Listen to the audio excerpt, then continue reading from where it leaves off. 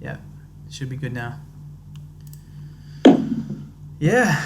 So which part of England are you in? Are you in London? Just outside London, a little place in a county called Berkshire. Berkshire. So I'm about a 20-minute train from London where I work. Right, okay, cool. And what do you do for a living? Yeah. I work in market research. Okay, all right. Yeah. Ideally, full-time role in the future is obviously something to do with veganism or animal rights, whatever, be cool to work for a vegan organisation, like someone like the Vegan Society, Mercy for Animals, Animal Equality, something like that. That'd be cool. But yeah, cool. Yeah. Well, what are the most prominent ones in London? In London, probably Animal Equality, because they're all over the place really, but I think they've got an office based in London. But I have applied to them recently to do the sort of stuff you're doing out on the streets with the VR, with because they do the iAnimal stuff, right? Yeah, that's but they didn't. I don't think they wanted me, so I've decided to try and take matters into my own hands. So I'm just I've thought, I might as well just get out there myself and show some VR. So I'm going to get a good VR headset. If you've got the 360 video, by the way, that you use, if I'm allowed to, you could send it to me actually, so I can get out there showing it to people. It's crazy that Animal Equality or any organisation wouldn't want to take you on. I know, right? What are they doing? Well, that's just crazy. Like, what? How are you going to find a better candidate than someone? You're obviously a sharpshooter. You know your stuff, and you're passionate. What other? I even showed them my Facebook page, and I told them about other stuff I'm doing to help people go vegan. Like I'm a member of. Do you know the group Challenge 22+? Yes. Are you a member of them? Yeah. So I'm one of the mentors in that. So been helping people go vegan via that. I've told them all this, that they just haven't got back to me. I don't know what it is. I think it's because I work every week there. I think they want someone who's like always available, but I don't think, maybe they're just not interested in someone who works 5 days a week. I don't know. Hey man, this is exactly why I started AV with my partner. We started AV because I was getting shunned by organisations in Victoria, in Melbourne. So I'd show up to their actions and stuff, incredibly enthusiastic, passionate, knew my stuff, etc. But I wasn't getting a shot. So I created my own organisation, man. And that's what you've got to do. You just got to get out there and do what makes sense. But you know what's really ironic, or coincidental rather, is the fact that I was just looking at our closing cards, and one of the resources we have is Challenge 22, and I was just looking at that in the last hour, and I was thinking, should I have Challenge 22 there? I was thinking, should I have it there, or should I change that for adapt.org? And I was thinking, I'll leave Challenge 22 there because it'll help people to go vegan easier. And then you tell me that. It might even be more effective to have Challenge 22 on it than adapt.org. Yurovsky is very my way or the highway, right? And it might. I love his bloody site. I love adapt.org, but gives it, the passion and the venom in his writing and stuff. But if you show it to a new vegan, they might just be like, Challenge 22 might be a little more, I don't know, approachable seeming for them. Yeah. Because Gary's very much a sort of finger pointer, and do you know what I mean? Yeah, I know what you mean. Yeah. Yeah. As a resource though, like for a person transitioning or becoming vegan, it's not. I guess it addresses a lot of non-vegan arguments, and I guess it shows a lot of facts and stuff, but I think as a resource, Challenge 22 takes you through going vegan, 22 days of going vegan, so I think that's really cool. That's why I put it on there. So. And it really works as well, and because it's such a supportive environment, it's really, really well organised, and it has very strict guidelines, and for us, the mentors, to adhere to. I mean, we're allowed to be ourselves and stuff, but at the same time, there's, for example, if a mentee slips up, this is what Gary would be bad at or something. We're not allowed to like condemn them or anything. We've got to sort of help them back up and say, well done that you've been honest and you've made a mistake and that. And it's great that you feel guilty about it. That's fantastic. We think you're going to be a really successful vegan because you're actually thinking about what you've done wrong and blah blah blah. And it's really effective, and it does help a lot of people go vegan. Right. Okay. Yeah. Gary would be like, yeah. Would you accept a rapist slipping up and raping every Sunday? Yeah. Yeah, I think that is Gary's. I think that is literally what his response would be. God, I love him though. I love him. I think he's for vegans though. He's like a rapper's rapper. He's like a vegan's vegan, Well, I mean, if you were an animal in a slaughterhouse, who would you want sticking up for you? You'd want Gary, right? Yeah, essentially. So, all right, my questions. I should pull them up, huh? Some good questions, by the way. Yeah, because I was just thinking, look, the main reason I decided to do this with you is because I became friends with you, when was it? It was sometime last year, I think, on Facebook. I remember exactly what it was. There was some idiot called Billy Joe something running his mouth on Mercy for Animals. Ah, yes. I just destroyed him. Yeah. Along with a few other people. It wasn't just me. There's loads of people just like, what is this guy on about? And then I think you added me straight away. I think you just saw it. I was like, I've got to add this guy. And I was like, oh, cool, this guy seems cool as well. And I checked out your site and everything. But that's what it was. Yeah, I remember too. It was like, I believe that it was on the Mercy for Animals review. Like they had left a bad review and then all these comments ensued after it, right? He gave it like 1 star and he was like some hillbilly guy and he was what was he saying? He was like, God even put animals here for entertainment purposes and all this stuff. And everyone was just yeah. I remember there was girls in that thread that were saying, not on our farm, it happens this way. And then I said, cool, post photos of when they are slaughtered, please. And then and they're like, God, but of course the animals on their farm all skip into the slaughterhouse truck, don't they? And they say, pick me. Yeah. The magical rainbow unicorn farm, as I always call these farms. Yeah, man. I liked your post, by the way. I like all your posts, man. Lately you've just been on fire as well. Plenty more to come, mate. Plenty more to come. Yeah, awesome to hear. That's great. Because I think that stuff's really effective when you can do great write-ups and stuff. And people were saying you should do a book, and I actually agree with that. Even just a short book of just destroying non-vegan arguments or something like that. That would be cool. And then maybe you can turn that book into something interactive, like videos, Yeah, I'm going to obviously have to do something with my writing. Whether it's I will have a page. I've got a dusty old blog somewhere in the dark corners of the internet, but I haven't touched it in years. So, but rather than touch that up again, I'm gonna get on to something new, like build a whole new page together. A book is definitely something I'd consider. It's just about finding what the right thing would be, because obviously there are already loads of little e-books and stuff out there that run through vegan arguments and stuff. It's just how to make mine more unique and stuff like that. So I guess I'd have to use my sort of style that I've got, where I'm using a lot of satire and stuff like that throughout, a bit of tongue-in-cheek. But it's something I'll definitely consider. What you may not realize is that you're already unique in the way that you write. Like you're already unique in the way that you present. They may seem like the same arguments as others have already presented, but it's the way that you're presenting them that's unique. And the satire seems natural to you, for you to add that in.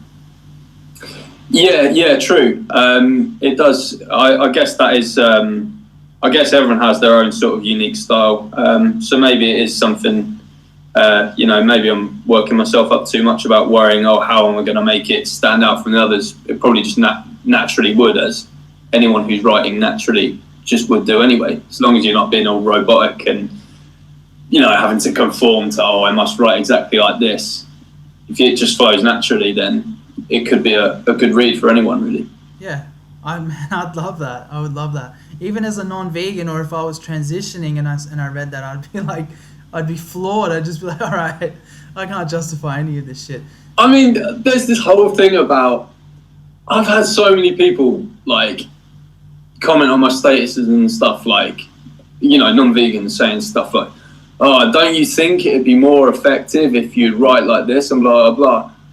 I mean, number one, why are you, who is someone who has no intention of ever going vegan, telling a vegan how to advocate for veganism? It's like a KKK member going up to a Black Lives Matter protester and be like, don't you guys think you'd be more effective if you protested this way? It's like, what the hell? But anyone who actually is open to arguments, takes responsibility rather than offence, they'll look at the stuff I write or the stuff you do out on the street, and, you know, they'll be open to it. And because all we're doing is saying the truth. As long as you don't take offence to it, take responsibility for your own actions, then what we're doing is perfectly effective for converting people. Yeah, man, listen, we hear the same thing over here. We get the same thing, even from vegans. Oh, did you see on, I think it was Joey Carbstrong's video, actually, a few weeks back, there was some woman who was a vegan, note the quotation calling marks. the police, yeah. Yeah, what the hell? Yeah, man, it happens. It's yeah, unfortunate. She's probably one of those vegans that, like, you know, oh, you know, I eat backyard eggs occasionally, and, you know, one of those vegans, do you know what I mean? I wouldn't be surprised if she was eating some honey oat Cheerios right now with some soap to make herself think she's a vegan. But yeah, that's great. Some vomit nut Cheerios. Yeah. Oh, some goodness.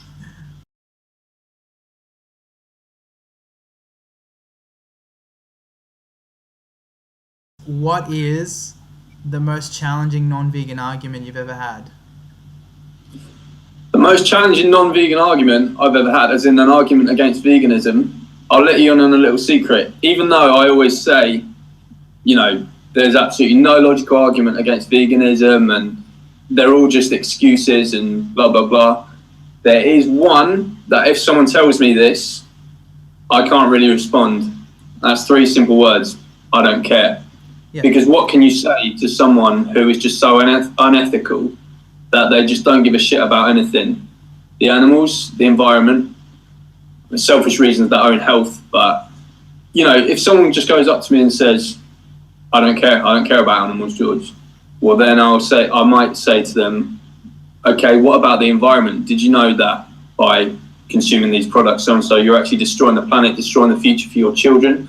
I'll talk about the human issues as well. I'll talk about how we're feeding grain that could be used to feed starving African children, to fatten up livestock for burgers. I'll talk about how indigenous people are losing their home in the rainforest and stuff through deforestation. I'll talk about how there's rates in rises in rates of rape and violent crime in areas where slaughterhouses are set up as a direct, you know, directly related to slaughterhouse employment. And if someone just still says, I don't care, what can I say to that?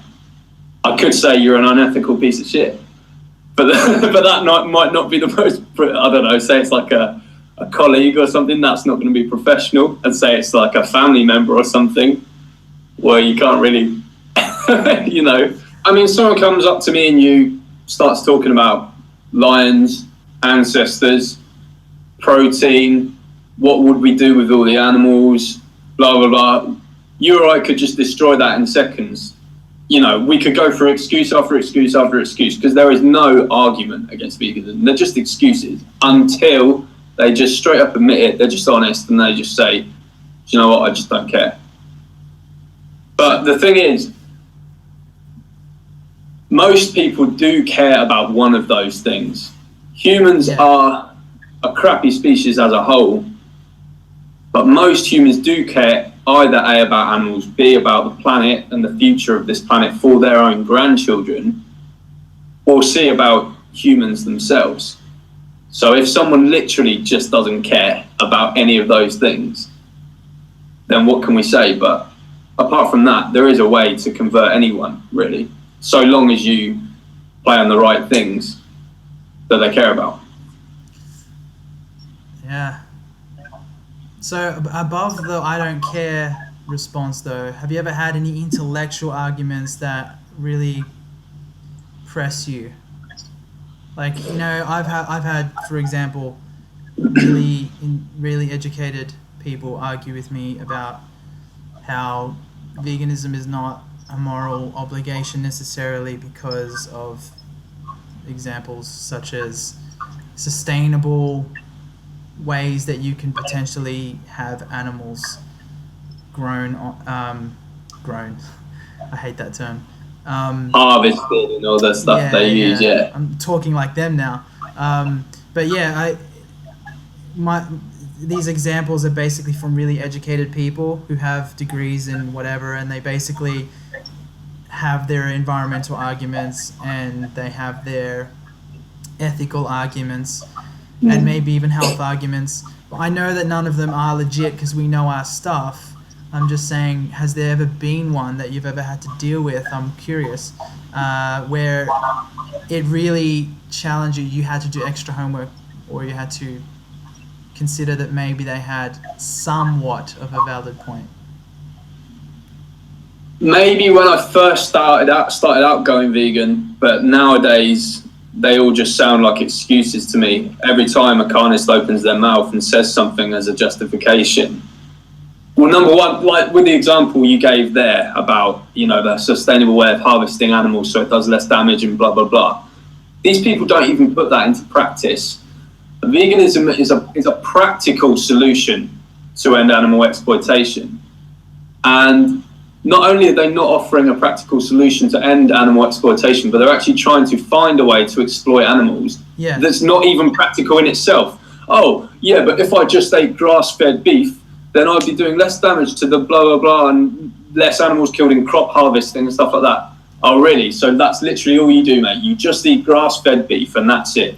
And you don't wear any animal products as clothes? When you go around people's houses, you don't have a single item from their fridge. When you go to a restaurant, you just say, I'll have the grass-fed beef, please. Just the grass-fed steak on a plate. That's it. That's literally all the person eats. It's just nonsense.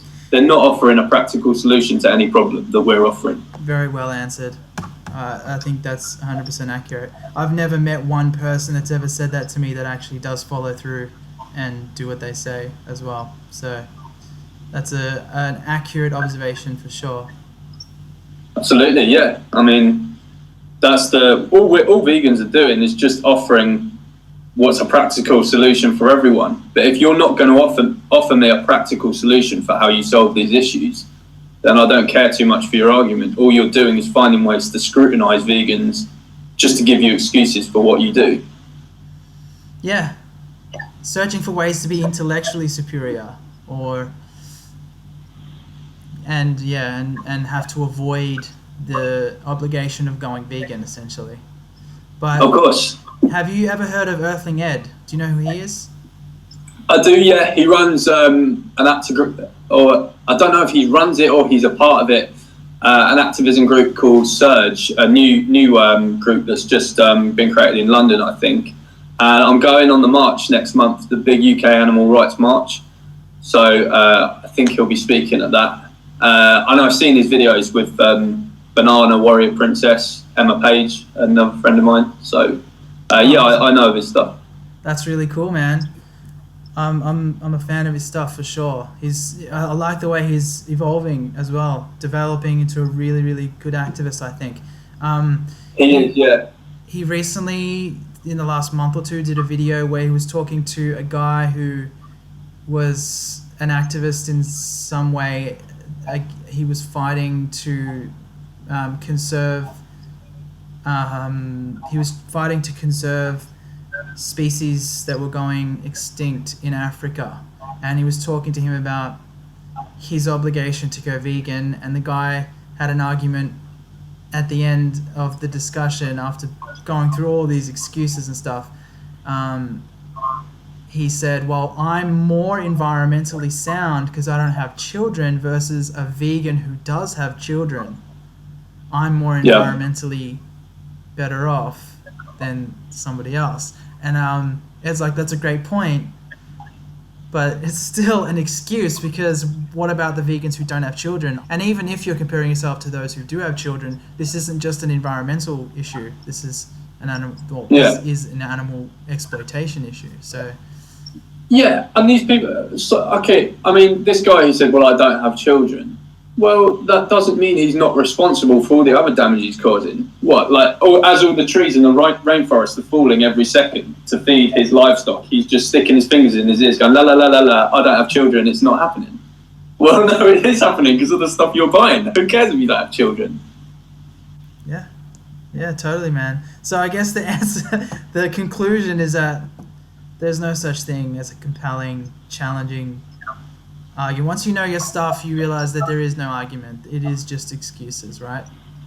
That's it. And that's why, and I did a post on this recently, a vegan doesn't really have to worry about ever losing an argument to a non-vegan, because vegan versus non-vegan is just reason versus excuse. That's all it is. Yeah. Because while all we have to do is just say basic ethics, the basic principle that it's not okay to do to someone else what you wouldn't want to have done to yourself, the person arguing with you has to bend over backwards in order to justify unnecessary violence towards animals and the resulting destruction of the planet. What case do they even have? Yeah, it's a lot easier to go vegan than it is to search for justification to not be vegan. Exactly right. Yeah. That would be the hardest thing if I was still a non-vegan now, seeing all the stuff I've seen. Every time I'm eating a product, animal product, running through justifications in my head as to why I'm doing it, instead of just getting my shit together and going vegan. I don't have to worry about that stuff now. I think, it's not, non-vegans usually just silence that part of their brains, though. It's only when a vegan brings those questions to the table that they have to question them. So the human brain is very powerful. It's a very powerful organ for shutting out the stuff that we don't want to believe, that we don't want to know, and we even convince ourselves of the stuff that we want to believe, and we make ourselves believe that it's true. Yeah. And that's how things like hallucinations happen, when, you know, you might get someone who said, I saw, you know, insert name of religious deity here, you know, appear in my bedroom last night, or he appeared in front of me at the church or wherever. That's how these things happen, because when we convince ourselves of something, it almost becomes it becomes the reality. Yeah. And I mean, have you checked? Do you know the work of Dr. Melanie Joy? Yes, I was just talking she about does that. And indeed, she coined the term carnism, I believe. Yeah, I think so. And you know, she's even talking about how it's been programmed into our culture to such an extent. And I'm sure you were guilty of this as much as I was, where the whole time you're a non-vegan, the way that you see the animals you don't eat as sort of individuals worthy of moral consideration. So a dog is a unique here, you know, oh, Lucky has a lovely personality, but Fufu is, you know, oh, she's a bit temperamental and blah, blah, blah. These are individuals, whereas a pig is a pig, and pigs are just all the same, because we objectify these animals to such an extent in order to align with our own beliefs, because that helps us comfort us as to why we eat them. If we just think a pig or a cow is like a robot almost, but they're not. They're just like dogs in that they're all unique. They have complex emotions and thoughts. It's funny that we say dogs have personalities, but then when a vegan calls them a person, we're like, hold up, they're not people, they're not persons. And people are always like, oh, you say about a cow, like, oh, a cow has complex emotions and stuff, and people will be like, oh, you're anthropomorphizing animals, you're humanizing them. And then this is a great vegan sidekick cartoon, actually. And then that person 5 minutes later walks through the door. Oh, Mr. Fluffy Wuggles, did you miss your mummy? And so, It's so true, man. Here's a big inspiration in a lot of the rants I write online. Actually, is vegan sidekicks cartoons. You know, I've taken a lot of inspiration and ideas just from viewing his stuff. Yeah. To write about certain issues. God, a vegan sidekick is such a joy. It's such a joy to have him in the vegan movement. Like, he's such a prized element, I would say. He really is. He's a great guy to have in your side. And do you know what's really cool about vegan sidekick is when you've had a long day at work and you go online, you look at the comment section of, I don't know, a post by Mercy for Animals or whatever, and you just see a big essay of bullshit written by someone justifying the animal holocaust. Yeah. And instead of having to write a massive essay in reply, you can just post a vegan sidekick meme or something and then just carry on with your day. Because he's done it all for you in a simple image. Yeah, I like sending people the medals sometimes. It's easier. The medals, I've got them on my phone. I've literally got just an album of the vegan sidekick medals on my phone. That's great. Congratulations, you tried to justify harming animals cause plants though. Congratulations, you tried to justify harming animals cause canines though. I think it's little things to consider at the bottom. Yeah. And they work great. I actually really love it. I was also thinking how crazy it is that people get worked up when vegans put animals and humans on the same level. But then if you understand anything about science, you'll understand that humans are animals, so that's not really a far stretch at all. But then people are more than happy to compare animals to plants or to compare themselves to lions, you know? So yeah. It's such a double hypocrisy. standard. It's an insane double standard that we're dealing with. Yeah. I wonder, you know, these justifications people make, do they actually really mean a lot of them, or literally are just all of them excuses? So, for example, when you hear someone say something like, you know, what about lions, or, you know, plants feel pain, or blah, blah, blah, to what extent are those arguments they're making do they have conviction in and they're actually using as a serious argument that they think is rational? And what extent do you think, no, it is just a psychological deflection of the issue and they actually know they don't have a case, so they're using these as rationalizations to try and excuse their behavior? I think that humans will entertain a lie if a lie is more entertaining than the truth. And it doesn't take much to entertain someone who's searching for a way to solidify their denialism. Yes. I mean, there's the saying, isn't there? Something like, would you rather have the convenient lie or the inconvenient truth? Yeah. More people are inclined to choose the convenient lie. Yeah, no matter how absurd it is. So, that's a word, convenient. I don't think we even need to be acting like veganism is some kind of inconvenience. It's not. It is really so easy once you get started, and you just wonder how you'd have ever thought it was difficult before. The hard part is dealing with people. People are the inconvenience. They're walking into a shop and choosing from the 10 plant-based milks they've got in there, or choosing from the however many 100 fruits and vegetables they've got in there, or the grains. That's not inconvenient.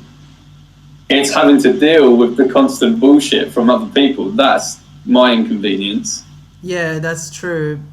When people were going vegan, I think essentially the inconvenience is having to deal with their own hypocrisy. It's uncomfortable for an individual to realize that their justifications are complete and utter nonsense. Yes. So they're almost their own inconvenience. Yeah.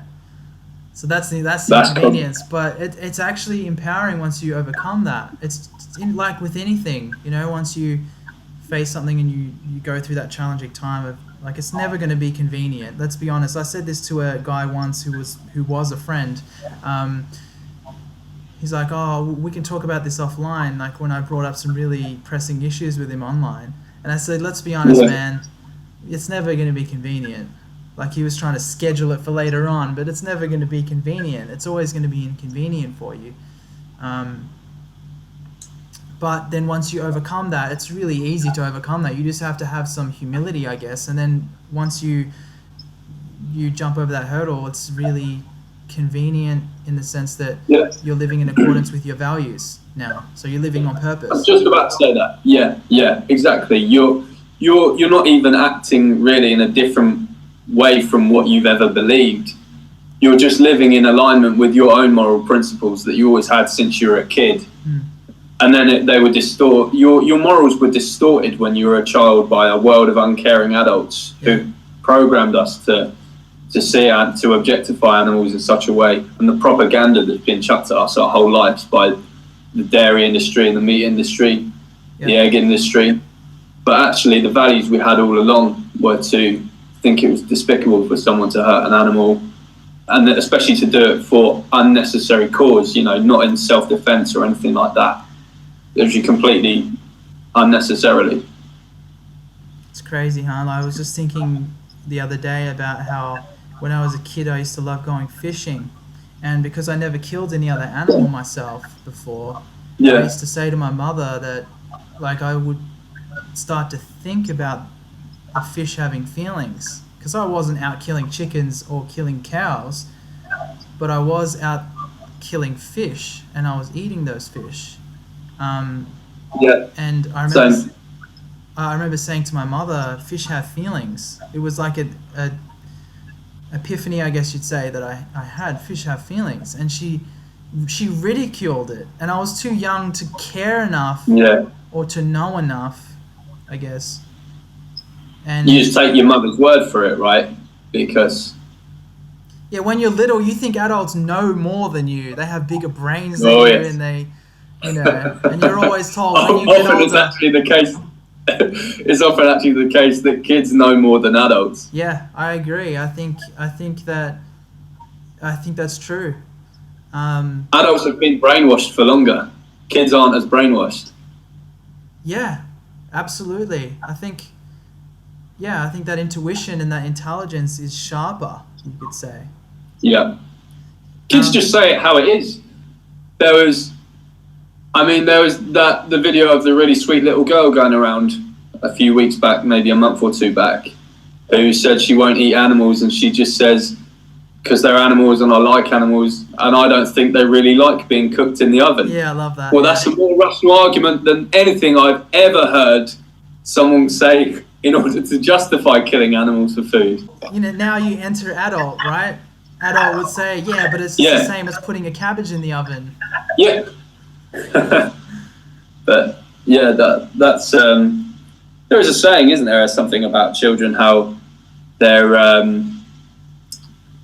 I can't remember the saying exactly, but it talks about how they sort of have a brighter soul than we do, and they because they've not been programmed as much as we are, like a children's values are almost the truer values of yourself, a truer reflection of the values that we hold deep down. I truly believe that. I truly believe that conditioning is like, it's either a gift or a curse depending on the conditioning itself, but they're layers, like an onion, and then that's why it's almost impossible to get through to older people, to get them to go vegan. Yeah. Like my parents, good luck, it's never going to happen. A lot of the people that we meet in the streets, they're so far conditioned that there's no chance that any argument's going to penetrate through to their consciousness. It's not going to happen. But the younger people, we're usually targeting the younger people, and the older people that aren't so far conditioned that they're still open-minded, What do you make to the idea that meat and animal products are effectively a drug, and the people who are hooked on them and make these rationalizations and who are so far gone, like the old people you talk about, from consuming these products over the years, they're essentially addicts? And obviously addicts aren't ever rational about their addictions, and that's why we hear these absurd justifications. Would you call it a drug? Anything that gives you pleasure, anything you enjoy, I would say, and it's unnecessary and it causes harm and suffering, I would say that that could be classified as a drug. It's worse than a drug, however, because you're literally addicted to someone being slaughtered, someone being killed for your pleasure. And because people, the extent to which the general public participates in this is even more of a consideration for it to be a drug, because people do it 3 times a day. That's a lot of pleasure that they get from this particular action. So yeah, I think it's totally justified to call it that.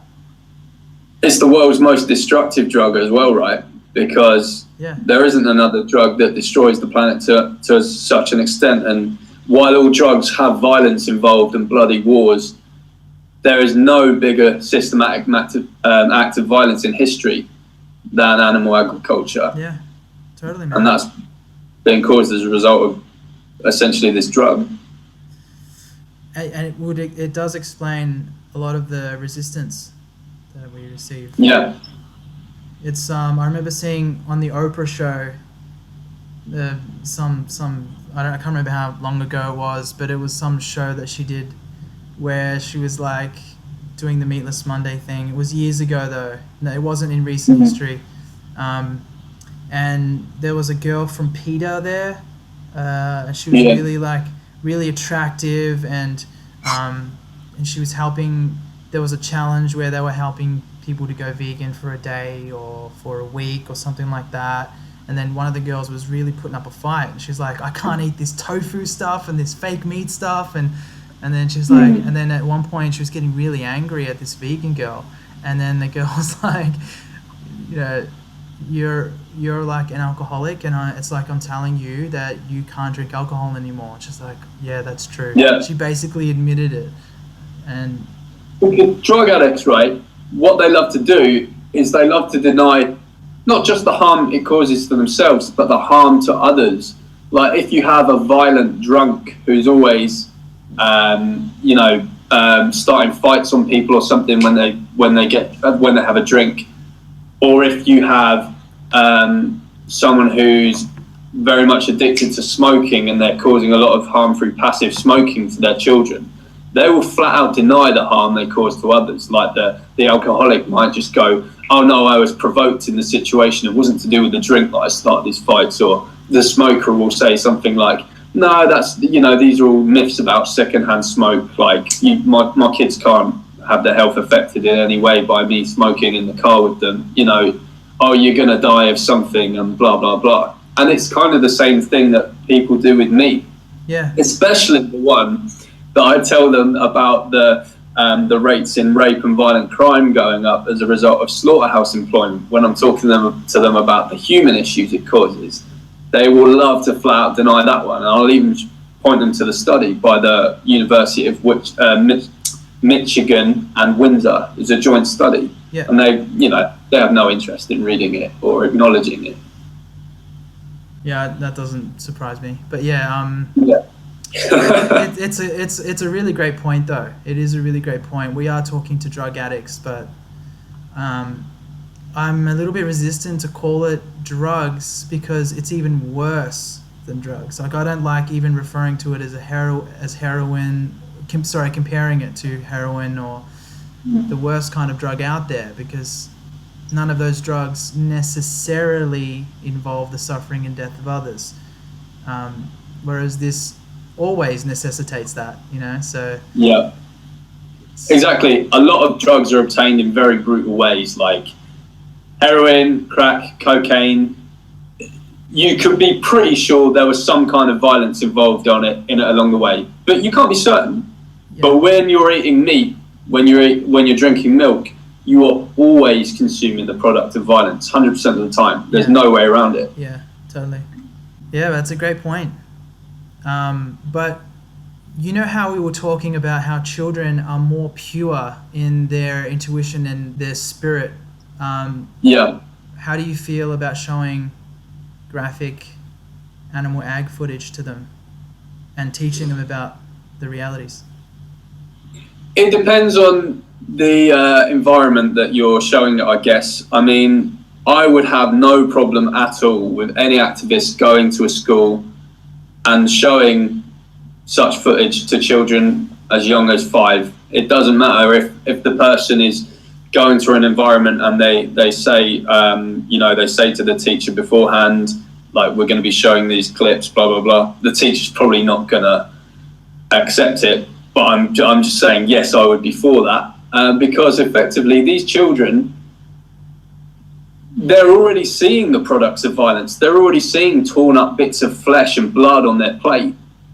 So why should a parent even get that hissy that they just see how it's produced?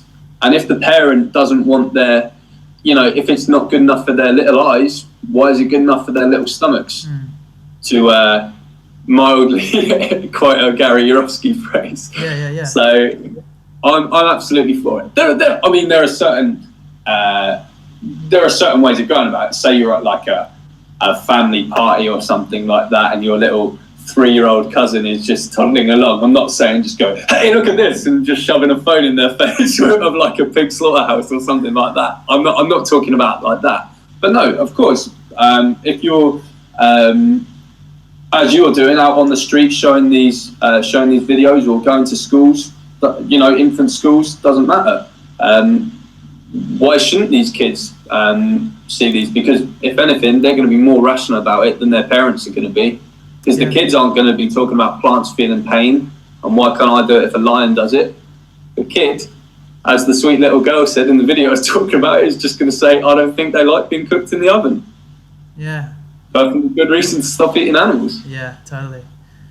We get a lot of heat over this because the way we operate is more of a demonstration than it is a protest. I like to think of it as closer to an art performance than it is a rally of some kind, because where they're presenting very hard to deal with and usually ignored facts about the realities of people's lifestyle, 99% of people's lifestyles.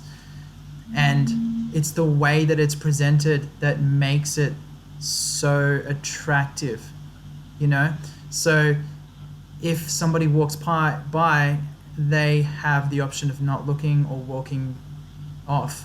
And usually exactly. That's how we justify it. We also do have an action plan in place for children. If they aren't supervised, one of our CUBE members will put their hands up, and then an outreach member will come over and find out where the parents are. And if the parents aren't available, then we talk to the child and we explain that this footage is not appropriate, for you to watch, because unless we get permission from your parents, then we can't allow you to be here and to watch. But we have never, ever had any situation in 23 demonstrations where we're like, okay, we need to take this issue really seriously. Like, parents don't really complain. I've only ever received one complaint, and it was from a pig farmer. And surprise. Yeah, and parents just usually pick up their kids and take them with them. I mean, there's so many ways that I love the complaint from the pig farmer, sorry, because their kids are basically, they probably raise the kids on the farm and stuff like that, and they're saying, this is the way stuff works and blah, blah, blah. And then when their kid actually sees the slaughterhouse footage or whatever, oh no, you can't show that to my little Matthew's precious eyes or whatever. Yeah. Well, that's what you're teaching him is okay on your beloved farm. I know, it's crazy, man. We recently had volunteers, people who we respect, who have contributed and supported, and we respect their suggestions and their opinions. And they've come recently in our group and have shared their views on what we're doing may not be appropriate for children to see, and so we should put in further measures to accommodate to the possible traumas that we might cause children. And the way we've approached this is a vegan organization. It's about non-human animals. we're not going to soften our approach any further. You know, if you approach any human rights organization right now and you ask them what they're doing for non-human animals and how intersectional they are, I doubt you're going to get very far. And there are so many human rights organizations out there. And sure, we could do with more, but I'm just saying in comparison to vegan organizations, there's far more human rights organizations. And they do next to nothing for the 2 trillion animals that are stabbed in the throat every year. Whereas with the vegan organizations, animals deserve to have groups strictly fighting for them. So we should... And the thing is, go on. What we're doing actually helps humans as well. Veganism not only helps animals, even though it's about the animals, it not only helps them, it does help humans as well from the issues, you know, that I mentioned earlier. You know, the indigenous people, the starving children, the people in the crime-ridden areas as a result of slaughterhouse employment. Yep. Whereas the human rights issue doesn't actually do much, even for other humans, not specific to that human issue. And it does absolutely nothing for animals. Yeah, it's just sad, I guess, that vegans are constantly telling vegans, on top of the non-vegan non-support that we receive, we have vegans telling us that we need to be more intersectional, more considerate to humans' rights. And we already do so much for humans, like you said. And nobody can say we don't care about humans either in our approach, because we have action plans in place for children at the moment, like I mentioned to you. So I wanted to know how you felt about that, what your thoughts were on that. Just a question I had in mind. Well, I think intersectionality can have its place within the vegan movement. Of course, whatever gets people to go vegan, and if it's helping you combine that with human issues as well, racial equality, gay rights, great. The problem I have with some, not all intersectional vegans, with some intersectional vegans is that they'll say stuff like, oh, you shouldn't hijack a human issue in order to talk about an animal rights issue. But then those very same people will gladly hijack a topic about veganism in order to turn it into a human rights debate. I've seen posts by vegans, animal rights posts and stuff on Facebook, go on some tangent about white privilege and stuff like that. What the hell? That is the very definition of hijacking someone's situation in order to talk about someone else's suffering. Yeah. So, and there's probably, watching this now, there's probably intersectional vegans, and I have many on my friends list, as I'm sure you do, you know, shouting at the screen and stuff like that. Again, I'm not saying it's every single one of them. That's absolutely not true. And I admire the work many of them do. It's just the ones who are hypocrites and want to talk about non-intersectional vegans hijacking the oppression of humans. But those people are doing it themselves a lot of the time, hijacking animal oppression to talk about human issues. Yeah, I see a lot of speciesism amongst vegans, for sure. I'm very black and white about this, I guess. When it comes to vegan issues, it's about non-human animals. End of story. Like, I don't know why people are getting so confused about that. If you're making a point, though, and then you go on to belittle humans and make unnecessary, how can I put this? I think it's justified to say that non-human animals are morally superior to us, because how gentle and how beautiful is a cow, right? Compared to a human who torments and bullies and destroys. And as a species, as a whole, we're not talking about individuals necessarily, but as a whole, our species is, as I say, feces. So I don't know how people can be so speciesist. It's almost insane. If you have any humility whatsoever, you just, I don't know, man. This is the most annoying thing about humans, is not just that we commit all these atrocities, but then after all these atrocities are committed, we actually have the nerve to think that we're the crown of all creation. Yeah. So every day we're seeing women being stoned for being raped, We're seeing animals slaughtered billions by the week. We're seeing planes flown into skyscrapers. We're seeing people having their heads cut off because they've burnt a book or a flag. And after all this is happening, we're still having 98% of the world is saying we're better than animals. Yeah, how dare you put animals on the same level as us? So the problem is that the balance is totally skewed, and that's why it's really frustrating at times from even the best of people who support and contribute to vegan causes come out and say, come on, let's take human suffering into consideration more and more. Let's soften our vegan approach more and more. I don't know, man. It's troubling. It sometimes makes me wonder how much quicker veganism would be taking place. Like the revolution, I'm sure would be taking place a lot quicker if we just had all vegans focusing on being vegan and actually doing vegan stuff. Yeah. But I'll mention one other thing about intersectionality. The very premise of intersectionality really is helping to build a more inclusive movement, right, for everyone. So you can have vegans of all races, sexualities, whether they're able-bodied, whether they're transgendered, cisgendered, whatever. Yeah. However, now that's a great idea in itself. However, those very same people who are saying they want to build a more inclusive movement, they love to exclude people from the vegan movement who might have conservative views or something. God help any vegan who, say, votes for Donald Trump or something, for example. They're completely not allowed in the vegan movement just because they have right-wing views or something like that.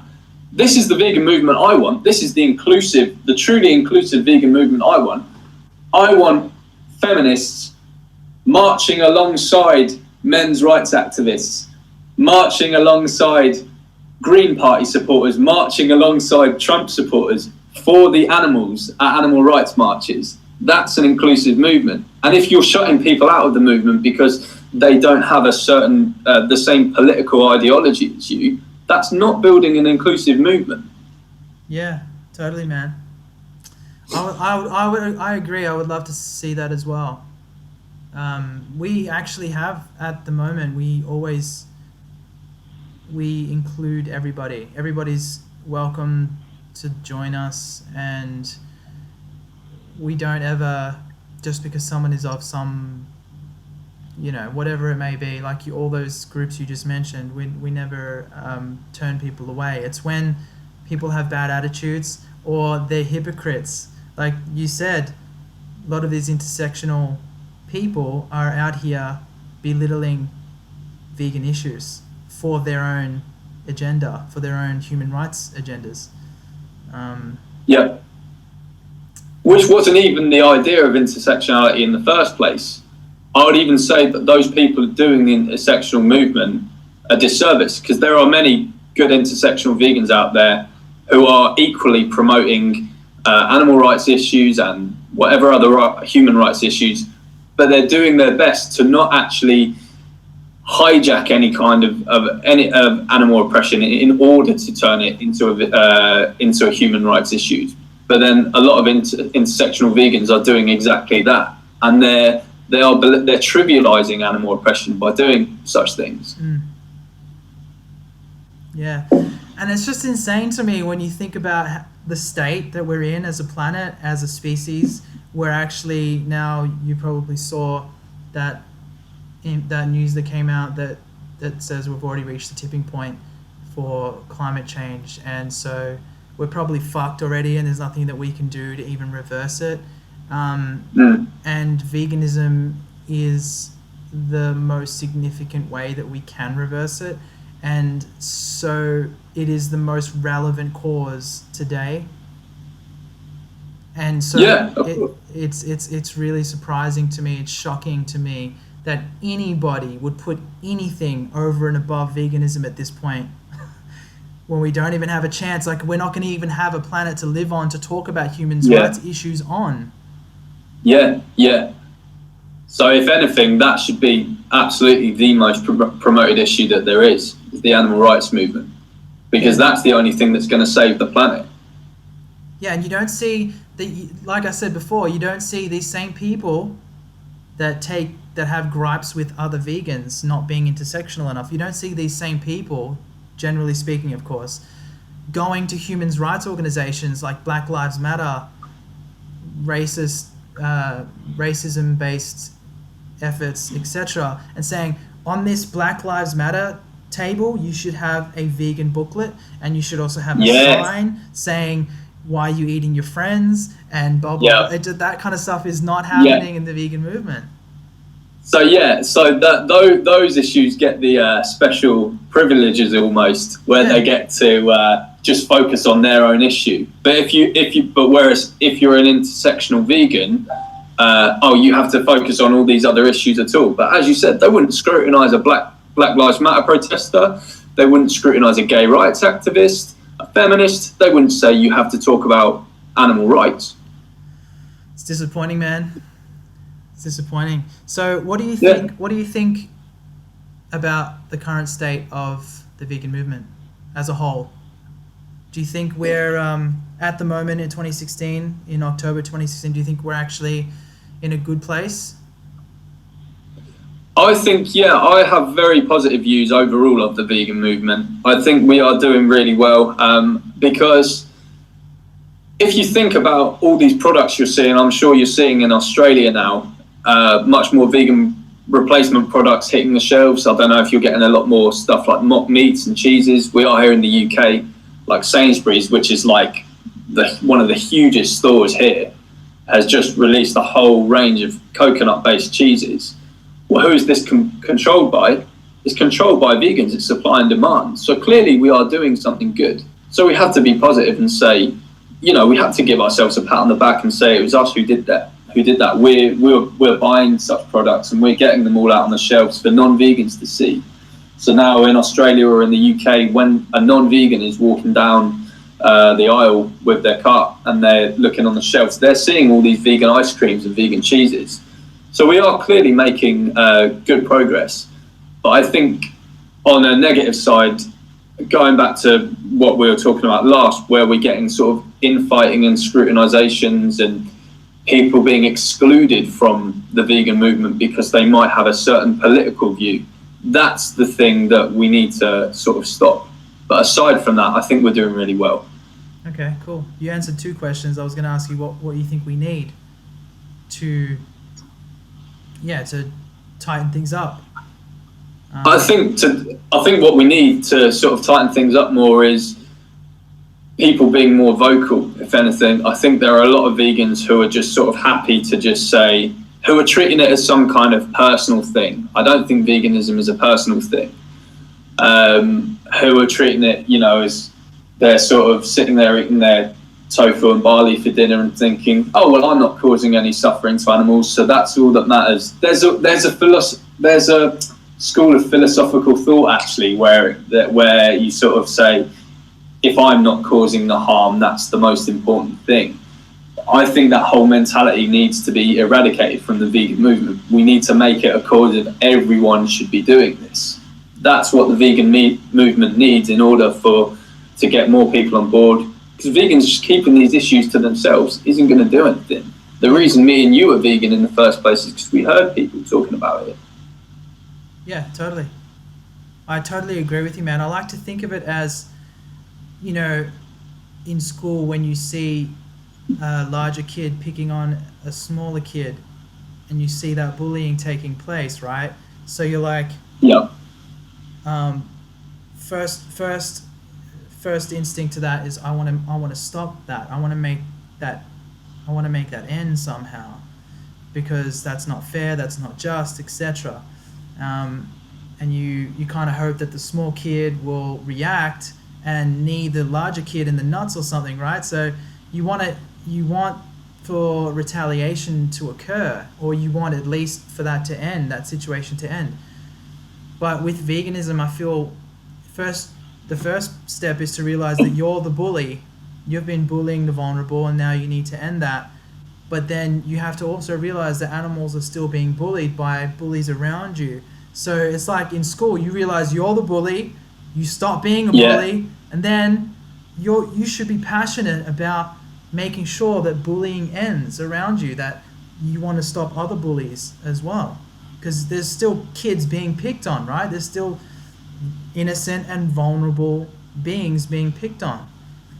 Yeah, that's a great analogy. Once you stop the bullying, that's good for you, but that isn't enough for the bully victims. Yeah. It's about the victims, it's not about you. Yeah, totally. So you need to, once you stop being the bully, you need to encourage other bullies to stop the bullying. Because for the bully victims, it's still the same. Doesn't matter if you just stop bullying.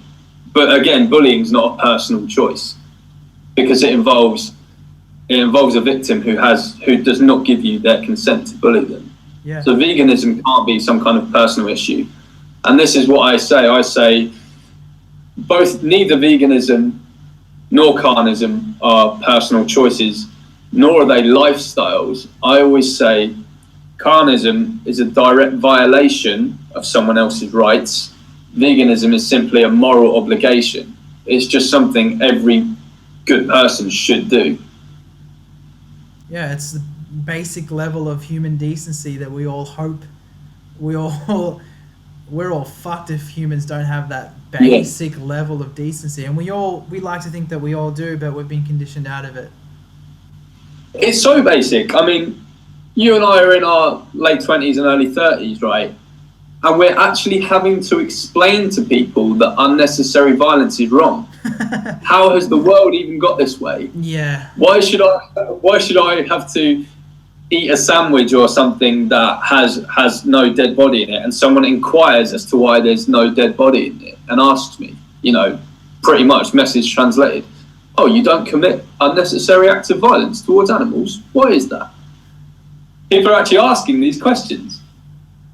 In this amazing species of ours are asking these questions. Yeah, this great, this pinnacle of creation are asking these questions. Yeah. I'm guilty of it, as I'm sure you were. Yeah, I was. Before we were vegan, we were asking these same things, all the while thinking we were the best species on Earth. Yeah, I know. Right? And it's taken this long to realise that we're not, and we had no justification for what we were doing. What was your first experience with your first exposure to veganism or vegetarianism? First exposure to vegetarianism was simply being at school, having vegetarian friends and stuff like that. Never massively questioned the moral implications of it all. It was just something that was the way it was. But veganism was, apart from, I can only recall really hearing about veganism in two occasions when I was younger. One was that my teacher in maybe fourth year of school, actually, one of the teachers in that school was a vegan. Miss Smith, her name was. This must be like 1998 or something. I didn't even ask her a single question about it. I probably just assumed, a vegan is just someone who eats lettuce and tomatoes. Why do they do that? I don't know, but I never inquired about it. And then the other exposure after that, the other time I heard of it was, there was a Simpsons episode where Lisa falls in love with that guy who's a vegan. I'm a level 5 vegan. I don't eat anything that casts a shadow. Right. That guy. So yeah. I guess I just saw it as some kind of joke, some kind of like hippy dippy thing. But the proper turning point for me, when I actually got exposed to veganism, not just hearing about it as some kind of like trivial thing like that, was it was late 2012, and I'm a meat eater, and I'm on my Facebook, and I see Gary Yourofsky's post shared by one of the artists I listen to, and I watched it. I didn't like hearing the things he was saying. I didn't like being told in uncertain terms that I was playing part in a Holocaust, that I was, playing part in the murder and the rape and the oppression of animals. But instead of taking offence, I took responsibility, and I watched the speech in its entirety, and I just thought, wow. I didn't want to hear any of that, but he refuted every argument that I had and just made me realise that I don't have any excuse. And then I rung up my mate about it, and I said, you've got to watch this. You've got to watch this speech. It's about going vegan and why you should be vegan. And my mate was saying, nah, bollocks and everything. I was like, no, seriously, just watch it. He was like, okay. Anyway, he watches it, and then he rings me up about 2 hours later, and he was just like, oh my God, we have to do this. And then we did it. Oh, so you did it with a friend. Wow. Yeah. And we were, it was maybe over a course of, I think once we decided we had to do it, it was maybe over a course of a few months. Like, we were still non-vegan, but we were still eating these products while thinking I shouldn't be. But we were reading like studies, we were watching documentaries, and then it was, I think, January the 8th, 2013, that we both together, we just said, let's do a big shop together, fill our trolley completely with vegan products, all the fruits, vegetables, grains in the shops. We Googled the first vegan shopping list to get ideas. And that way, and this is a really effective way that I tell anyone who's transitioning to veganism to do, is just fill your trolley on your first vegan shop so much that you've got so much stuff to stock your shelves for months that you're not gonna one day just open your fridge and I'll have a bit of cheese because there's nothing about. You've got so much in your house, right? And never look back since then. Right, that's interesting to know that Gary Oski got you to go vegan. Who was the artist that shared his speech? He's a grime artist called JME. I don't know if you're aware of him. No, I don't know. So do you know, are you aware of grime music at all? I am, but not enough. Maybe you could send me a link after this, because I'd be interested to check it out. Yeah, JME is a grime artist I've been a big fan of since I was a teenager, basically. And I had no idea that, you know, this just came out of nowhere. He just posted this speech and saying, watch the whole thing. And now he even you know, mentions veganism in his songs and stuff. So it's really cool. And yeah, I'll definitely send you a few clips of his stuff. Yeah, that's cool. It'd be awesome to talk to him and let him know that he was the catalyst, essentially, that got you to go vegan. Yes, well, I've no doubt I will probably bump into him someday. I've been to see him at shows and stuff, so, and who knows, one day he might even be, like for example, now we've got, one of my friends now organises the UK vegan camp out every year in the UK, since the one this year was so successful, so it's going to be a yearly thing now. Yeah. And in the future, you know, we're going to have live artists and, you know, vegans who are actually performing music live there. So who knows, he might even be there one day. I'll definitely talk to him. That's really Are you aware of that? The UK vegan camp out? Yeah, Joey Carstrong was invited to that, right? Yes. So he's apparently going to be speaking to it, as I think James Aspie is also going to be talking about it. So you guys would have heard of over in Australia and stuff, yeah? Yeah, I saw the poster. It looked really cool. Yeah, I don't know. Do you do anything like that in Australia where you just have massive vegan meetups like that, or is it not something that's been organised yet? Yeah, in Melbourne we have World Vegan Day, which attracted 14,000 people last year, and this year probably will attract more. So that sounds awesome, because you've got it. I mean, is that like on the street in Melbourne and people can just sort of turn up, or is it like It's free entry, but it's at like a big venue, like a big, it's like a big, what would you call it? Showgrounds, we call it. So it's just a massive building. That's cool. Because it's free entry, you probably get a lot of non-vegans as well turn up to that, yeah. And they get to try vegan food and they get to hear activists speak and whatever they do. So that's obviously a really effective way of getting more people to convert. Definitely, and it's good to know that there's a huge event like that for vegans. If you are thinking of going vegan, it's good to know that that's, you know, that exists in the vegan world. It's so cool to be in an environment just surrounded by vegans, where you can just eat something and not have to hear. Yeah, it's the best. Because everyone's just on the same wavelength of you, and you make friends for life at these events. Yeah, totally, man. I went last year and I met Joey there, and I met Durimrada there, and I met Abdullah, Zainab. I met lots of great people there, and I did interviews with them and stuff. It was just a really great day, and that was one of the benefits, is that you don't have to ask if there's any animal products in anything. Yeah. Just everything's just sorted for you. I just want to reiterate how powerful it is. You were saying that there needs to be more vocal entities in veganism. I think that's really powerful that JME simply shared Gary Rofsky's speech. I'm assuming it's the best speech you'll ever hear, that one. Yeah. And Yeah. you ended up stumbling across it. You watch it. Not only do you go vegan, but you become an activist. And not only do you become an activist, but you're really effective and your arguments are really solid. And so what I'm saying is you've become a really important entity for veganism. And that's just so powerful, isn't it? Just think that it started from a simple share. Was it on Facebook? Yeah, it was. That's the power of social media. That's what lit the match.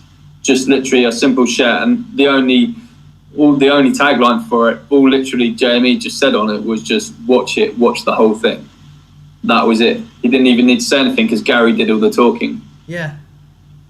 That's just insane, man. That's really powerful. And that's social media for you, like you said. And that's where I'm focusing my efforts on, as well as with AV, because I want social media to be utilized for, I mean, that's the reason I'm vegan, is because of social media. So yeah. I want to give back to that as well. That's what I was going to ask you, actually. What was the sort of turning point that first made you go vegan? Was it something you saw on YouTube or? Yeah, it was YouTube, but to be honest, what really got me on this path to begin with was health. I was always a big nutrition nerd, and in 2012 I decided to go raw vegan, 100% raw vegan, and that was because of Dan McDonald, the Life Regenerator. And then after being raw for some time and just getting really, really into like plant-based nutrition and stuff like that, I always knew plant-based was best. Documentaries really made an impact on me, like Food Inc. to begin with, but Food Inc. will still lead you to go and eat farmers market meat and stuff like that, so it doesn't get you to go vegan necessarily. And then I watched Food Matters, and then I watched Forks Over Knives. Forks Over Knives led me to the China study, and that book really, really impacted me so much. I just read it like 3 times, I think. And but being raw vegan was what really got me on the path of, you know, thinking more in terms of being a plant-based person. And then you know, through that I started to learn more about, because I spent nearly every waking minute wanting to learn more, and then you stumble across activists, you know, and when I stumbled across Durian Rider, who would wear his vegan t-shirt all the time, and that really influenced me a lot to sort of take veganism with stride and with pride. But what really locked in the arguments, because he never really got into the arguments, he never really like hammered home why it's important to be vegan in terms of animal rights and stuff. It was Gary Rofsky. Gary Rofsky and his speeches was what really got me to consider how important it is to be vegan and why we should be activists as well. So that's what did it for me. I can't really call myself a vegan prior to that, because veganism is about non-human animals. It's not about what you eat. Yeah, I was going to touch on that actually, because so you basically originally went vegan for health, and then I guess the ethics sort of came along with that as you were sort of studying more and more, right? But originally you did it for health. I didn't do vegan for health. I did plant-based for health. Yes. You know what I mean? But yeah, I know what you mean. But then when I realized that my health is just about me, and then when I realized, okay, this is probably really good for the environment too. If I'm raw vegan, I'm only eating fruits and veg. I'm lowering my impact on the environment a lot. So then I thought that's really cool too. But I wasn't out in public telling people about the environmental aspects to being plant-based. But when I learned about the animal rights issues, I thought, oh, there's actually an injustice occurring, and it's occurring at such a rate that can't be compared to any other injustice that's ever existed on the planet. And these are the most vulnerable and innocent beings on the planet, and they're the most brutalized on the planet, and etc. That's when I was like, okay, I need to step outside of myself. It's not just about me. What's more important about what I'm doing is my participation in ending this injustice, but I need to be more vocal. And it was only last year in June that I decided to be an activist. So I think that's when I was really like, okay, this message needs to get out there. But what really got me educated on the facts was Gary Roski, but then also, I think you could probably relate to this. It's arguing with people on Facebook, you know, because then you have to sharpen your arguments, and then you find ways to speak about veganism to people through that. It sort of sharpens your fangs. And you know what? The arguments you constantly see on Facebook are actually one of the things that keep you vegan forever, because they're so bad that you just think, I'd be embarrassed to ever be on that team again. Yeah. You know, I wouldn't be able to live with myself if I, not only because I've given up, you know, say I quit veganism. Obviously the worst part of that is turning your back on the animals. It's a horrible thing. But to live with the fact that you're now on the side of these people who are justifying this because of canines and stuff like that, how could you even live with yourself? I know, right? There's actually a great meme about that. It's like, I think it goes, went vegan for the animals, stayed because of the non-vegan arguments. Yeah, that is perfect. Yeah. Yeah, they're not doing a good job of convincing people at all. It's really horrible. No, they're doing it a disservice, aren't they? They're just keeping vegans vegan. We're just going to annoy them more and more and more because they keep making these crap arguments. Yeah, it's great to know that we have the truth on our side, and it's just about how I truly believe that effective activism is all about how you deliver the truth, how you present it. Of course, yeah. It's all about you know, the power. You know, language is such a powerful tool, and the way we phrase things, whether we write, whether we speak, that's how we are vegan in the first place. I think it required, going back to Gary Roski, such a powerful speaker, someone who you're really drawn on his every word when he speaks. Yeah. You can't even press pause because you're so hooked on what he's saying next, and that's why he's so effective. So it's not just about, you know, it's all well and good just showing people, hey, these are some lovely, delicious vegan foods you can eat. But I think the power of language is the most important thing in activism. Yeah, I agree with you. When you start thinking of animal slaughter as murder, and when you start thinking of artificial insemination as rape, and when you start thinking of the dairy industry as infanticide and kidnapping and things like that, it's like, it puts it into perspective. You know, it really puts it into perspective. It also... Exactly, because go on. We use these cute little terms, don't we, to describe all the atrocities. We say the animal is being dressed, aka the animal is being murdered.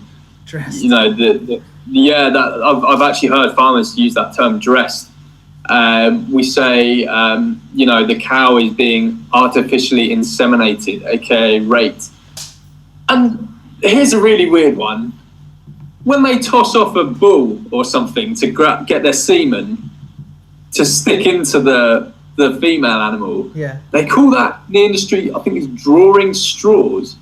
They love just giving these cute little terms to disguise the absurdities and the atrocities taking place.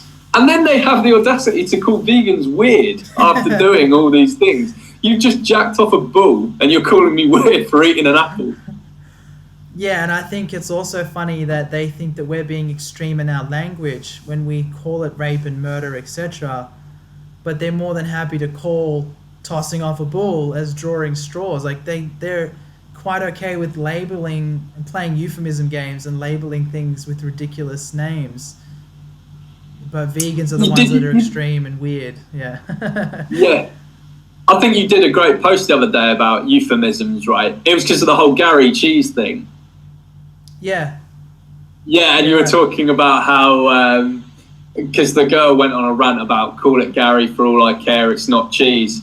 But you made a great point as if non-vegans are really so concerned about euphemisms being used, then they can stop using these ridiculous terms to call things, to disguise things as to what they actually really are. You can start calling bacon pig flesh, and you can start calling, you know, milk nipple juice, or whatever it was that you'd said.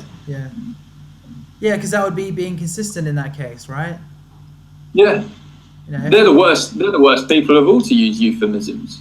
I don't know why they want to talk about vegans calling stuff cheese. How is that a bad thing? When they're the biggest culprits of all when it comes to, exactly. You know, exactly. Well, don't call it cheese. It's not cheese. Well, don't call it fucking bacon. It's not fucking bacon. Exactly. Yeah, it really bothers me how non-vegans want to claim these words like cream and cheese and ice cream and you know, don't call it meat, you know, vegan meat or meatless meat. We call it whatever. It shouldn't be called meat in the first place. It should be called flesh. It shouldn't be called sirloin or whatever term we give it. It's just insane. So yeah. The thing is, terms evolve anyway, and I think in the future, when we have let's say we have a vegan world in the future, and we've got products on our shelf that are called bacon, I think bacon in the future is not going to be pig flesh. It's actually going to be, it could be some smoked aubergines or some smoked tempeh or whatever, with, you know, salted with smoked paprika on them or whatever. And the people in the shop, like we do now with mince pies, when we say, hey, did you know in Victorian times mince pies literally had mincemeat in them or whatever, they'll be saying, hey, did you know bacon, you know, in the 20th, 21st century, blah, blah, blah, that come from a pig, they'll be saying. Exactly, 100%, man. And, you know, I think Gary Roski was right when he said in that interview with the Israeli news reporter, when he said... The woman one or the bloke? I think it was the woman one. And I noticed you call it cow skin instead of leather. Yeah. And he said, well, that's what it is. And then I think it's interesting when he said, I think that's the reason why this atrocity exists and why it's continuing to exist. And when you mention this to a non-vegan, you say, well, it should be called cow flesh or something like that. And they're like, well, I'm quite aware that it's cow flesh. You don't need to try and make it more real for me because I'm totally connected to the reality of what I'm eating, which is such bullshit because it's if they were actually connected. I think in all fairness, I actually do think that is true. If we walked into a store, like my whole life growing up, if I was walking into a store and buying stuff, and I was constantly reminded that this is pig flesh, this is cow flesh, this is cow skin, this is etc. I would be constantly being reminded that I eat animals, and I'm an animal eater. You know, like I wear animals and I eat animals. Whereas in this society, it's been so distorted, it makes it seem like they're just like a carrot or they're just like a piece of fabric. You know, they're just a resource. They're not living sentient beings like we are. Like never once in my whole life, like say through school when I wore leather shoes every single day at school, not even once did I even consider that leather was cow flesh on my feet, and all the other kids in the playground had cow flesh on their feet. We were kicking footballs with our shoes made of cow flesh every single day. Never even occurred to me. That's how distorted we are from the reality of our choices. And it is just ridiculous, as you say, that animals have been objectified to such an extent that we don't even consider them victims anymore. They are literally now, they're just seen as objects, pieces of fabric, shoes, sofas, you know? Yeah. And that's one of the things that's one of the reasons why this is taking so long. It's because when you talk to someone about these issues, they just think, oh God, you're just being so extreme and stuff like that. But Yeah. It's because these have been hidden so well. Like it makes it hard for you to bring up the topic. Like when you say, I don't want to play with that football. I don't want to wear those shoes because it contains leather. You're like, oh God, you're a vegan, aren't you? Like you just take things so far. You're so sensitive.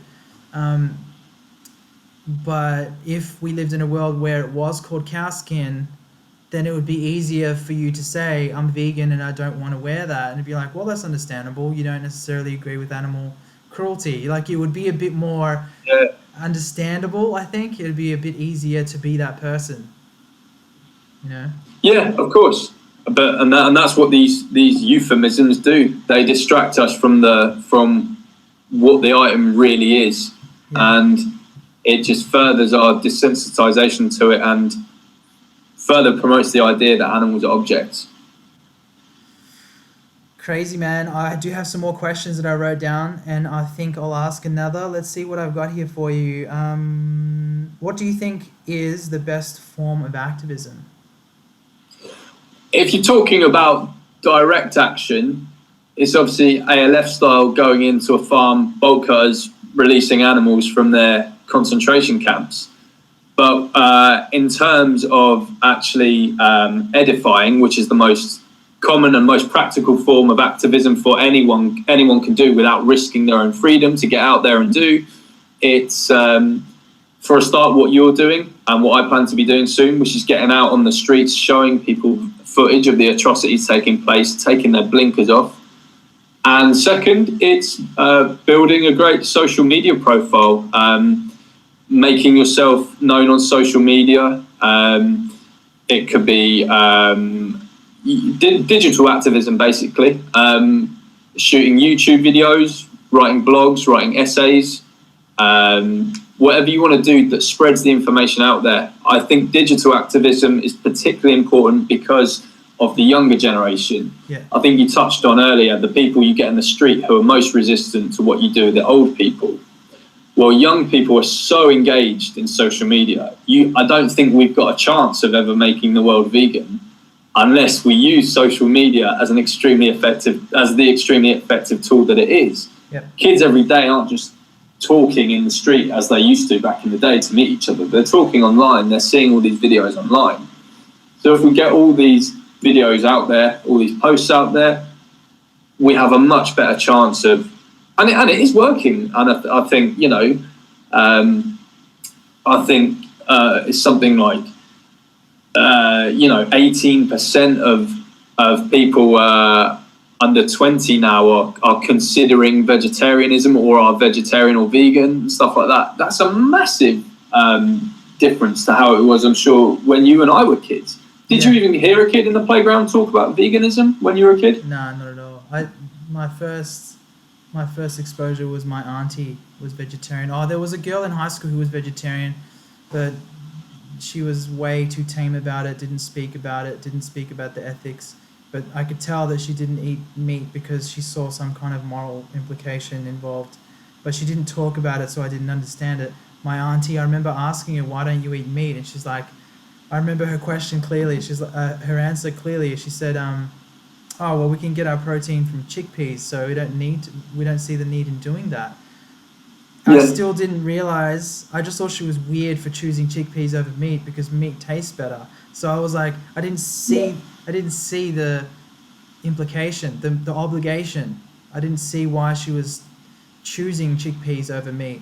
And if she had taken the time to explain it, I believe I would have gone vegan a lot sooner. If anybody had taken the time, I believe I would have gone vegan a lot sooner.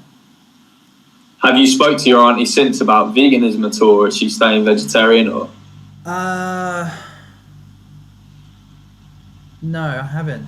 But I'm sure I'll bump into them in the future and I'll talk to them about it. I have spoken to the daughter, my cousin, about it, and she agrees with what I'm doing and saying, but she has a self-entitlement there, and she's young and she has friends who justify it to her, that kind of thing. So it might be a bit hard to get through to her, but through social media, again, through digital activism, we can pump out videos and they might click on it, they might watch it, and then they may go vegan because of it. Yeah, it's an incredibly powerful tool, and people shouldn't understate it. You do get people who say stuff like, "Oh, I just post about it on Facebook, won't do anything. Oh, make your own little YouTube channel. Yeah, see what it does. Blah blah blah." They are completely wrong. It's the reason me and you are vegan in the first place. Yeah, it's the reason a lot of young or youngish people are vegan in the first place. 100%. People like to say that YouTube activism doesn't do much. It's such bullshit. You know, it's funny because Gary Orofsky was doing those speeches at colleges and he was converting people, but it wasn't until somebody recorded him and put him on YouTube when he got millions of views, that's when he really blew up and started to convert people on a mass scale. And then he realized that, and now he's retired from doing college talks and just does social media. So it's no one can even debate how powerful social media is. It's definitely the way forward. Yeah, exactly. And as far as face to face goes, I think what you're doing is great. And as I say, that's something that I will be taking up in the near future. Is I really want to get out on the street and showing people virtual reality stuff. Yeah, man. Let's talk about the potential of partnering up and doing a chapter of AV. Because, definitely. We can get you fully set up and support you 100%. And London has a big vegan community, so it would be a really powerful thing to do there, for sure. Yeah, London of all places is great. It has just an amazing array of vegan restaurants. It's got a lot of people who are very open to the idea of veganism. It's a very good city for veganism to thrive, to be honest. If a city in the world was to ever go 100% vegan, the first city in the world to ever go 100% vegan, London is one of the places I would bet. I mean, you obviously have places in Israel as well. Israel is blowing up there. I think, 8% of the population now identify themselves as vegan or transition to vegan in Israel. That is an incredible number. Yeah, that's really massive. I heard that somewhere in Italy is like that too, or Italy as a whole, I think, is like that too, which really surprised me. I never expected that. Because you always hear stuff like, you always get people say, whatever country they're from, "Oh, eating meat is just part of the culture here. It would be really difficult." Where isn't eating meat part of the culture? The only country I can even think of where vegetarianism is the norm is India. I think 49% of the population in India doesn't eat meat. But aside from that, it's almost thought as bizarre, whatever country it is, that you're a vegetarian, let alone a vegan. So it's great to hear that a place like Israel, which did consume a fairly meat-heavy diet a few years back, is now just veganism is proliferating there, and you know it's really blowing up. Right. Yeah. I'd like to see at least one country become 100%, and then I'll start to have hope that this world's becoming vegan. When do you think it will happen in our lifetime? Do I think it would happen in where? Sorry. I just heard myself cracking up then. Yeah. The audio is just getting a bit dodgy. Do you think that the world will go vegan in our lifetime? That's better. I can hear now. In our lifetime, no. But then that's not a. Don't take that as a massive negative, because, well, essentially, the world's not going to do anything in our lifetime.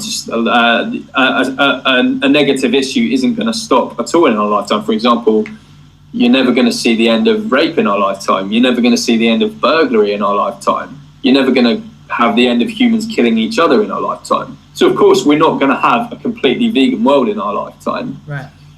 But in our lifetime, yes, the world will gradually get more and more vegan. In the UK, I think veganism has risen, 300 and something % in the last decade. That's only going to keep, climbing and climbing.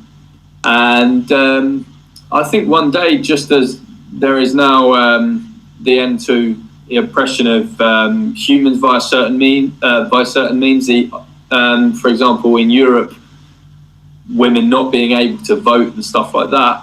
Of course, animals will have their freedom from oppression one day. There'll always be people killing animals, as there are always humans killing other humans. Right. But one day, there will be an end to the wholesale exploitation of animals. Yeah, injustice can't last forever. Like the industries themselves. The way I imagine it is that it would become more of a black market thing, where it would be like it might transition. It might become like, you know, we have the no smoking section in a restaurant. It'd be like the meat eating section, which would just be a small section, and people will be disgusted by that section. And then there'll also be it probably will evolve to the point where it's a black market thing and it's not legally sold anywhere. Yeah, I think that's a very good point. As we say, like, the idea of literally animals just never being killed and eaten is obviously, that's a utopia. The world doesn't work that way. There's always going to be people doing bad stuff, no matter what it is. It's not just to do with animals. But yes, no, there will be a day where, as you say, meat is more of a sort of, as we were saying about the drug we were talking about earlier, it might be something you even get off a dealer or something like that down a dark alley. I don't know. But the point is, one day, the idea that we have these buildings that are literally set up to stab animals, we actually have these bits of machinery that grind up chicks, and we have these concentration camp trucks designed specifically to carry a group of beings to their execution. These would all just be sick historical ornaments one day, and we'll be walking, you know, the children of the future will be walking through abandoned slaughterhouses. There'll be an eeriness as they walk through, and they'll be talked to about that, the same as people going on trips to Auschwitz and Birkenau are now. There'll be historical relics, and I would love to see the day when that happens. Me too, man. Imagine if it happens in our lifetime. That would be insane, because you do have survivors of the Holocaust that walk through these museums today, and they're like, yes, that existed, yes, that really happened, and they confirm things and they do speeches. So I would like to see that in our lifetime, but I think because of the environmental destruction that's occurring, it may not. You know, that's a great point you make, actually, because it's all well and good with the ethics and stuff is doing well as it is. A lot of people are waking up and stuff, but the point is, I think one day we're going to have no choice but to have veganism as the only way, because of what it's doing to the planet. It's going to be the only alternative. There will have to just come a day, if it carries on what we're doing now. You know, we could see fishless oceans in our lifetime. Yeah, right. If it carries on the way it is. We could have no Amazon in our lifetime if it carries on the way it is. One day, I think the UN or whoever are just going to have to put their foot down and say, this ends now. Yeah, we have to just phase out the idea of animal agriculture. We have all the stuff available. We'd be using fewer resources than we are now. You know, we'd be using fewer crops to feed people. We'd have more water available. If we want to even make the planet a hospitable place to live, it's just an absolute necessity that the world has to go vegan. It just has to end animal agriculture. Yeah, I hope that we have enough sanity left in our tanks that does happen. Yeah, I mean, the power of industry is such that even they could mask things and there could be corporate entities at work within the government and stuff. You never know that could prevent veganism from happening one day, but we just have to hope that humanity, fingers crossed, not a species that I have a lot of that I'm most optimistic about, but we have to have hope that humanity will wake up one day and we'll just decide that if we ever want to live in this planet peacefully, if our grandchildren even want to survive on it, we have to go vegan. Yeah, the way I find peace of mind in all of this question, this issue, is I just focus on doing what I can, and I try not to wear all of the burden, but wear as much as I can handle and to do as much as I can and to try and improve as much as I can on the effectiveness. And then that's really all that I can do. So. Yeah, you're doing a great job. A lot of vegans out there are doing some fantastic work, and as I said earlier, I have great things to say about the vegan movement. It is working. We are controlling the demand for products from what we purchase. We are waking people up.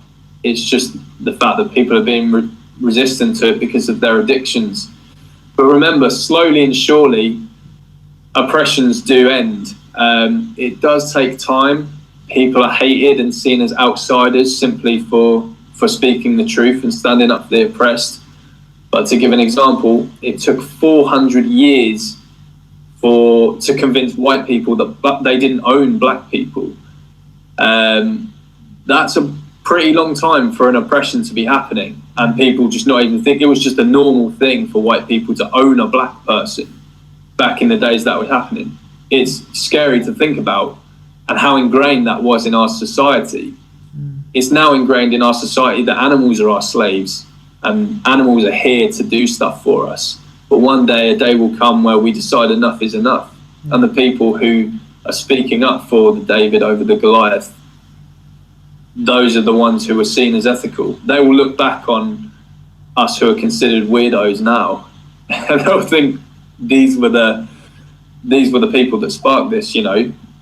The vegans now, we make up probably 0.something% of the world, but every freedom that we enjoy today started because a tiny minority of people just said enough, and that's what we have to focus on.